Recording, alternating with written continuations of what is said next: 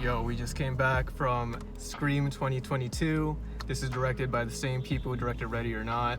And, you know, it starred our main trio. This is the fifth installment of the Scream franchise. This is my best friend, Eddie. I've known him since high school. He's going to help me out. So first, I'm going to ask Eddie, what is your background with the Scream franchise? How much did you know prior to coming into this movie? Well, Scream is like my favorite franchise of horror. I like Sweet. the first three, the original trilogy. Yeah. It's like chef's kiss. They're all good. No matter what people say, I know. But like number one is good, but number two is my favorite. Wow, awesome. It's my favorite. I remember before you said your rankings would have gone in order, like the first one would be your best one, and then the fourth one would be your worst. Yes. Yeah. But something about number two holds a special place in my heart. For sure. It's hard. 2 and 1, they switch sometimes. I for sure think 2. Yeah, I had a lot more. Maybe I had more fun with 2. It felt bigger. A lot bigger, yeah. It's a college campus, so it's like more room to run around. Exactly. For sure, my favorite would always be the first one. I think it's always going to be in my top 10. Of horror, of movies in general. Yeah. Halloween. John Carpenter's 1978 Halloween is my favorite movie of all time. And obviously Scream carries a lot of inspiration from it. And I love this movie so much. It was all in honor and homage to Wes Craven, who directed the original Scream franchise, along with Nightmare on Elm Street, Hills Have Eyes, and previous other work. All right, so let's actually get into it. All right, so from here on out, we're going to go into lots of spoilers. So spoiler warning. Big spoilers ahead. Okay, well, let me ask you this first, before we really get into it. Where would you rank number 5 in the franchise? We have 5 movies now. Where would number 5? Well, Scream 2022 be? So I would definitely say I could put it up there with number 3. It should be number 3. Okay, top 3. So the first 2, it switches often for me, but this one was better than 4, in my opinion. It was better than 4, and it was better than 3, but like, I don't know how to explain it. It was just really, it was good. So I give it a higher ranking than 4 because 4 was just not it for me at all.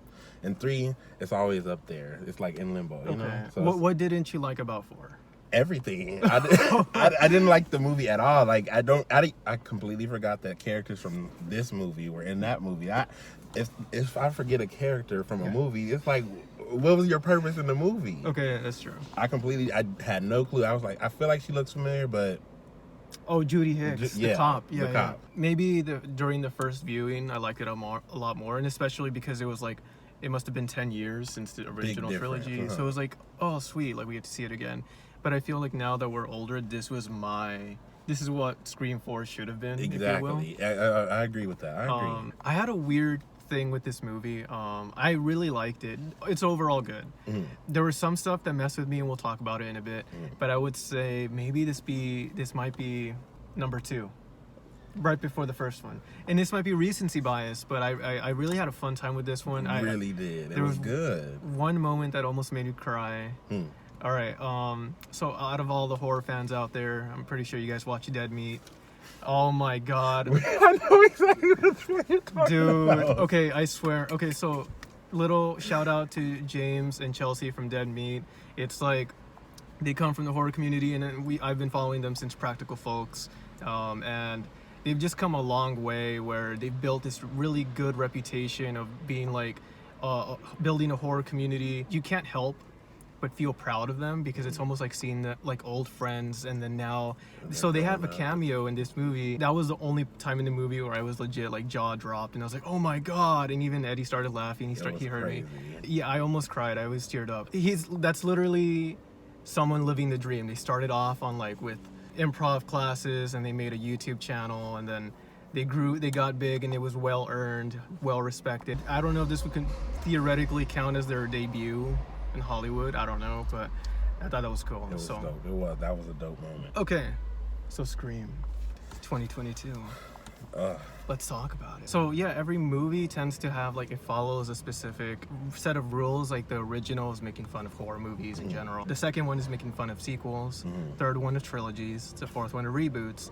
The fifth one, it for sure had themes of like requels. They mentioned that. So like with so like with Halloween that came out in 2018 and the new trilogy with David Gordon Green.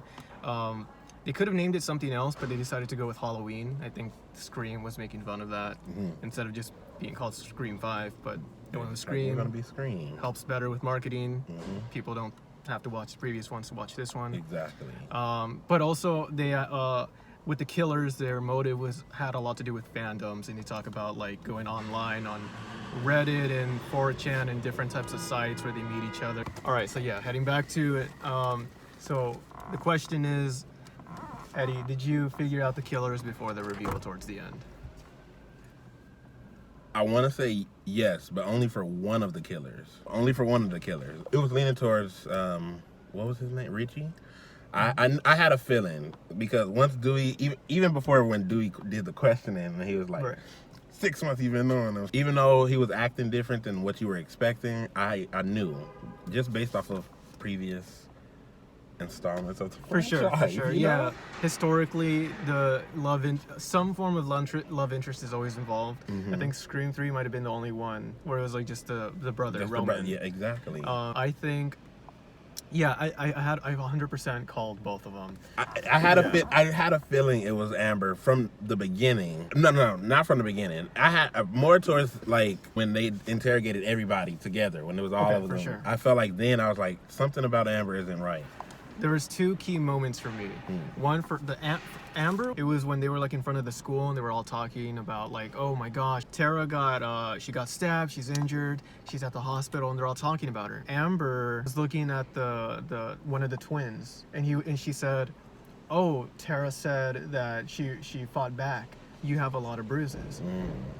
Tara never spoke to anybody. To anyone. Yeah. So how did Amber know? How did she know that? Immediately, I was like, okay, main suspect for me. And then for Richie, was that the boyfriend? Yeah. Okay. During Dewey's death scene. So okay, let's talk about Dewey's death. So Dewey, there was a lot of predictions, a lot of theories. One of the main three was gonna go this movie, and it made sense. It made sense because they had to eventually. If it was gonna be any of the three, unfortunately, it was probably going to be Dewey, and it was. So, like, Wes Craven, he always, the director of all the franchise, he originally wanted Dewey to die in the first one, but then he really liked his character so much, he was like, I want him back. I'll keep him, yeah. So, like, he added an extra scene to make sure he gets to live on for the rest of the franchise. It was perfect. I mean, that was a good call. But now it's like, I think his arc has been finished. He died a hero. Sydney and Gail, like, they've always been the final girls, and Wes always wanted them to continue on. And so I'm just sort of looking around in case security comes. Right? Yeah, and I think this was their send-off. I think there might be more Scream movies. And I said that only because at the end, when Sam came up to them and she was like, thank you both for everything. Yeah. I feel like she was just thinking them as a whole, as a complete. That's how I felt too. I was like, so she's doing this completely as a whole for the franchise, and this is them saying like, even if they can't continue the franchise, they probably won't be a part of it. So I'm gonna take some slight spoilers from No Way Home, Spider-Man No Way Home. So I'll add a time for when to skip, but it reminded me in that movie when Otto and Tobey Maguire's Spider-Man saw each other, and then Otto was like, Peter, you're all grown up. And it was talking to us who grew up with Tobey Maguire's Spider-Man movie. So it was the same thing when the main character, Sam, she said, thank you for everything. It was like the whole 20, 30 years since 96. That's 24 years. That's 26 years. 26. Almost 25. Yeah, 25 for sure. Half a century. That's crazy. Well, okay. So before I move on, because there's a lot of stuff I want to talk about, Richie, I knew it was Richie. Oh, yeah. At the hospital, during Dewey's death, right before, Dewey shot Ghostface, a lot of times in the chest. And he said, come on, let's go to the elevator. Richie looked back, but almost in shock, like, oh crap, my partner is down. Exactly. Like, what am I gonna do? He'd stop right there. I remember that. I remember before they got on the elevator, right? Yeah, and it because I think you could have taken it as like a scene, like, oh my god, that just happened, but it was pretty clear. He was like, oh shoot, like He knew exactly. I got a man down, so like I'm on my own now. Those were my two key moments for Amber and Richie. And his alibi just never sat right with me. Every time it's just Netflix. You're watching Netflix, or you're just watching a video. You have no coverage. Nobody else can say where you been. Nobody knows that you were watching Netflix. Come on. One thing I enjoyed though, Richie's actor, I think he may have been, aside from the main three, I think he may have been my favorite new cast member. He was funny. I think he was fun. He had his moments. Yes, yeah, for sure. A lot of moments. He made it good too. I like the twins, but I don't like both of them. I like the girl more than I like the guy. And she was her addition to the story. Them being Stu's Randy's Randy's nieces and nephews. It was so cool. I just like how everything was tying in again. But I like the niece. She was cool. And it's so cool because you could say every character was an archetype of the past one. Exactly. She was Randy. She was our Randy. She was exactly. She had the movie expertise, everything. Out of all the actors, I did enjoy all their performances. I think at first I was sort of iffy on Sam's actor. I feel like there was a lot of monologues where I sort of didn't believe her. Okay, so let's transition to more stuff. Yeah, it's the reveal that she is the daughter of Billy Loomis. He is a psychopath. He knows how to act, right? So he knows how to pretend to have empathy and to show feelings, but he really doesn't. At all. And I feel like maybe, I don't know if it was intentional or not, but I think it worked for the movie, where Sam's performance, the actor's performance of Sam was sort of deadpan. You remember Get Out, that scene where like she's trying to pretend like with the keys, Rose. Yeah, it worked for this movie because there's some psychopathy in her. But what I loved is that the motive, or one of the things the killers wanted to do, was make Sam and frame her as the killer. Oh, what's a better motive than being the daughter of the serial killer? So she was made to be the villain, but now she's the hero, and I think that's such a great 180. It really was. I understood. Yeah. I understood their motive and how they wanted to make her the killer, but it was stupid. I didn't like from Richie's standpoint. I understand, but for Amber, I don't know. It just seemed weird. I probably have to rewatch a little bit just to understand their true motive. All I knew was that they were just like diehard fans of horror, and they wanted to revive. They wanted to make the Stab franchise, which is the fake movie series. You know, it's just crazy. They're like, Stab 5 was terrible. We're just trying to make it better. Stab 8 was okay, but like we want to make it better as a franchise. And I'm like, that's kind of what they did with the movie as a whole. They made, because like I said, Scream 4 was not my shit at all. Okay. But I didn't like Scream 4. This one kind of made it better. This one kind of made up for that last movie. There's a couple of things in the trailer that I don't think made the movie. There was one shot where it was like the earlier in the parking lot scene where like one of the guys, like the sort of the pervert, he was like he was urinating in the back and he got killed in the car, or like by the car. In the trailer, there was a shot where Ghostface sort of did this huge, like, opened arm things, and there's like a huge silhouette on the wall. Now I remember, from the trailer, it was like that, and I don't remember seeing it at all. Another one was maybe I'm just missing a couple things. I didn't see all the trailers because I didn't want to spoil myself. But there was a trailer where Ghostface had a metal mask, and I think they had like a flamethrower, signifying like someone's gonna burst into flames. We didn't see that. We did see a couple people get on fire. That was pretty funny. So one of the killers got hand sanitizer all over her. I keep calling her Monica, but Gail, she like shot her and she fell into the stove, and then she got on fire, and that was pretty epic. It was dope. Like, it was weird. I don't know. So I want to talk. Can we talk about that? The kills of the movie. Let's go for the kills. It just felt way more like. This felt different than the other movies. It was more, I felt like it was more blood. It was just more gory than I remember. I like it. I don't mind. I don't mind it. They're kind of awesome. Yeah, I think the kills, they're not, I don't want to say like way gory. I think people who are just fans of this franchise for sure can handle it. It's cool. Like, I wouldn't recommend it for like little kids, but like, I mean, yeah, there's quite a lot that, like it's not like too strong, but then again, I remembered a quick story. I figured I just realized recently how desensitized I am because I was recommending Squid Game to my sister, and she tried it and she was like, I can't do this, like it's too much. And for me personally, it's like almost a tier 1 of horror where it's just it like, wasn't too much. It was like super low. yeah, it was like a bit of blood splatter, a little bit, but like you don't see brains, you don't see like organs, it's just like blood. And I mean, I know saying this, it sounds like messed up, but like coming from like watching Halloween Kills recently, that's straight up really gory. I don't recommend these necessarily, but movies like Martyrs, Terrifier, once you see those, you kind of don't see anything else. Like you don't see, there's no such thing as gore anymore. You're just like, whatever. All the kills are great. I'm sad to see a lot of people go. Dewey, I was sad for him. I think it was the perfect time for him to die. Yeah, it made sense. And you just, I don't know, it felt like you knew it was coming. Yeah. If you, like, from watching the beginning and when they introduced him back, I just had a feeling like this one was going to be the character to go because of how everything ended with him and Gail from the last movie and how their relationship just ended in general. So it's just like, he had to go. He had to go. I would have liked it if he, towards the end, he just showed up. Oh, hey guys, I'm all right, like in the ambulance. Because every movie ends that way. Every movie is like that. I'm expecting him to come out like, please. I'm all right, guys. Just like living. Judy Hicks, I mean, yeah, I kind of wanted a better send-off, but she wasn't like too integral to the story. It was cool. Was kind of, her death was cool. Like, it was just like, I didn't feel as bad as Dewey because of the history with Dewey, you know? Yeah, since the first movie. And that's just like, I don't know, but her death was just like, wow.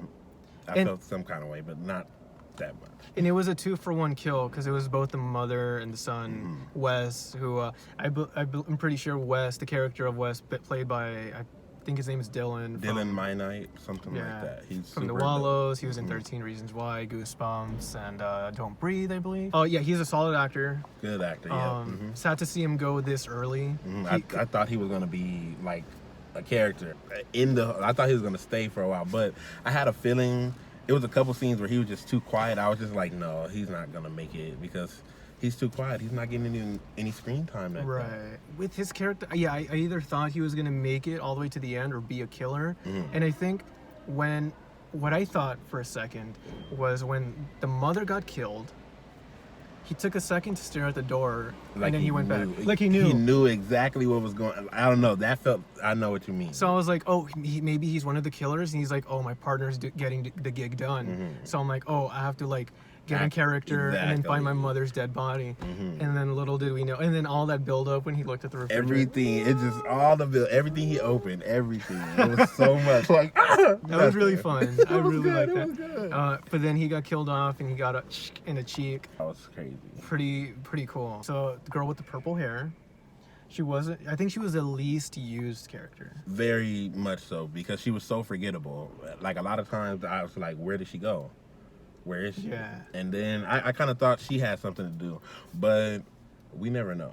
I mean, I feel like we knew she wasn't one of the killers simply because there was just no clue at all. I wish we could have seen more of her because her actor did seem like her character was like very strong. It was a strong presence, and like I would have liked to see more of that and more like the dynamics between the group of friends. Like she seemed like one of the more, not necessarily aggressive, but more upfront. Exactly. And like a lot of the characters it would have been cool to see that inner dynamic struggle, like the same way in the first movie Sydney and Gail hated each other, and now they're just like, now they're best friends. Exactly. Character development, right? It's super big. It's a lot of development for them. So my question, Eddie and I were talking about this before, but the girl with purple hair sort of just disappeared at the end. I don't recall her dying. Maybe we just missed it. Maybe she got stabbed. Maybe she got stabbed on screen for like a split second. Yeah, we just realized that the girl with the purple hair, she got killed. What happened was she was telling Amber, she was like, "You're the killer," and Amber, or no, I'm not the killer. I'm not the killer. And Amber's like, "I know," and Amber just freaking gave her a headshot. So we figured that out like 3 hours after. Way after, like, wow. But yeah, that was hilarious. Yeah, that took us a while. So there you go. But I swear I don't remember at all. Like I don't remember her dying. I don't remember her leaving. It's just like she faded off, like completely faded out as a character. I don't know what happened. We'll double check. Right, we could be wrong. I don't know. I don't remember anything happening to her aside from the argument she had with the twin. The last I saw was they were in the room there, and there was a who got killed. Oh, so she said, the girl with purple hair, one of the last lines she said was, "Oh, I found the brother twin." Mm-hmm. And that's why she had blood on her hands. Yeah, that's why she had blood on her hands. And everyone was arguing, and I was like, "Oh, you're the killer. Oh, no, you're the killer." And then everyone split different ways. And I think that's the last time we ever saw her. Exactly. That's the most recent thing I had in my face. Like I'm like, that's all I saw. And I don't remember anything else after that. Yeah. I don't even remember her popping up at the end of the movie. Like, so I don't know. I don't remember. We'll keep a tab open on that. Another quick side thing, one of the things people were looking forward to was to see if Kirby survived from Scream 4, played by Hayden. I forget her name, but she played the cheerleader in Hayden Heroes. Yeah, there you go. Yeah. I know her more from Until Dawn. Oh, you said from Heroes, yeah. Yeah, from Heroes. Yes, from Heroes. I love Heroes. She was stabbed in the abdomen, but I think he always wanted her to survive. It was just never made the Scream 4 cut. So this movie could have made it more clear. But as of right now, I guess it's still presumed that she's dead. There's no. They didn't show her. They didn't even talk about it. One last thing I want to talk about, and then whatever you want to talk about. Skeet Ulrich. Oh yeah. He's back. Okay, so they did the same thing. So spoiler for you for Halloween Kills. Okay, yes. But so Donald Pleasance, who played Dr. Sam Loomis, Billy Loomis, Sam Loomis. So Donald Pleasance passed away, I believe, during the 90s. And so in Halloween Kills, they have a flashback scene of back of 1978, the original movie, and he makes an appearance. Ooh. And he's like, "Come on, Michael, I shot you 6 times." And it's so freaking badass, and it's so cool, and basically paid homage to it. And Billy Loomis is now not necessarily a flashback, but he's like an apparition for Sam, and he like appears in mirrors and reflections. Because she's a little psychotic. Yeah, she's suffering through it. What I really like, though, he's the main villain of the first movie, but in a way, he's sort of like the mentor in this one. He's coaching her to be better. Just to, I don't know, let that side of him out. Yeah. And it wasn't necessarily terrible. I mean, yeah, like she went through a traumatic experience, but Billy basically became almost like an anti-hero, anti-villain. Maybe more so anti-villain. He literally helped her and like guided her to like let that side of her out and like be like, "No, let's go for this killer. Use this tool over there." You know what to do with it. Yeah. Exactly. It's just so cool for me. Obviously, don't romanticize Billy's character. He's still like a villain, and he still did this tragic thing. And this entire series is basically from him. Like all these killings throughout the movie started with Billy. And it's not like he's atoning for it, but he's there trying to make it. I don't know. I don't know how to explain it. I feel like I understand, but like, yeah, I think it's still cool because in this one, he's just not necessarily the villain anymore. He's like a dark ghost, or like trying, like the devil on her shoulder, saying, "No, do this, do that." For the most part, he paid a lot of good. He did more good than bad in this one. Yeah. I thought that was really cool. What else did you like about the movie, or hate? I don't like the aging thing that they do. Oh, yeah. His face looks so weird. They aged him down. Yeah. The same thing sort of happened with Dr. Loomis. It was a good look for Halloween Kills, but you could tell it wasn't him. But no, I really got that from this one too. Yeah. It was fine. I didn't like it. I wasn't bothered, but it was noticeable for sure. Yeah, very noticeable. It's not perfect, but I think it was cool. And it was I don't know if I like it per se. It was just kind of coincidental how the second killer, Amber, how her family bought the house. Right. And she from the rich. Yeah. So it's just like it was just, I found that kind of cool. Yeah, I find it kind of cool. I'm not even mad at it. I like that. It's just cool that they had the house. Everything went back to the original. That's just like how everything was giving callbacks. I just like that. If every character had a role from the first one, I think Richie is basically this movie's Billy, then Amber is this movie's Stu. I mean, Amber's character is not Stu. Like, she was made more sinister. She wasn't like a jokester. She was a lot darker. Like, she was just like like, yep. She was crazy, but you could tell they were both off a little. Yeah. towards the end. I don't know. I didn't see it as much in the beginning for Amber. Richie, I had a feeling. One last thing to note is this is the first movie where the opening kill isn't a kill and she survives. Mm-hmm. I think that's awesome. That's true. Changing, I think constantly innovating just tiny bits while still sticking to like, and that's what they actually talked about in the movie. Like that's what a lot of audiences like. They want new things, not necessarily brand new. Some of the stuff we know, but just different variations to update it and keep up with They the really modern talked world. about it in the movie. Yes, like they were explaining it in the movie. I'm like, and this So is meta. exactly what's happening. Yeah, this took something new, but like brought in the old too to make it just something different, and it was good. It was. I really do like this film. So funny. I would have expected at the end to break like the fourth wall. Like, No. wow, that sure was something. It really did feel like that, like a Deadpool film where like you gotta turn like Wow, that almost makes you want to scream. right. They say the name of the fucking movie. It's a scream, baby.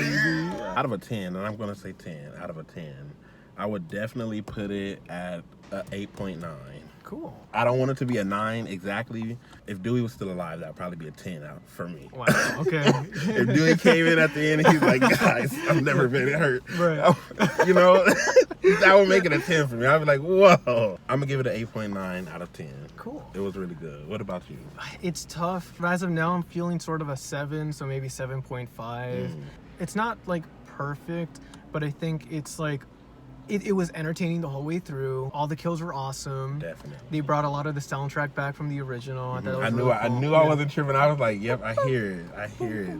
That Oh, every time Dewey was on screen, he has sort of like that cowboy, like sheriff, like shh, I'm here. Dum, dum, dum. Exactly, just like that. I'm just wondering, how will this age a few years down the line? Will people still enjoy it? I think I would watch it again if it's on streaming services for sure. Yeah, I think it's worth going to theaters. Oh my god. I think for me the best part was still the Dead Meat cameo. It was just like, oh, my heart was so warm. I think it was an overall solid movie. Good. Recommend. Definitely recommend it. One last thing before we go for the night. Eddie, can you do your best Ghostface voice? You can have the phone to pretend like you're... Hello? Hey, sis. Who is this? You already know who.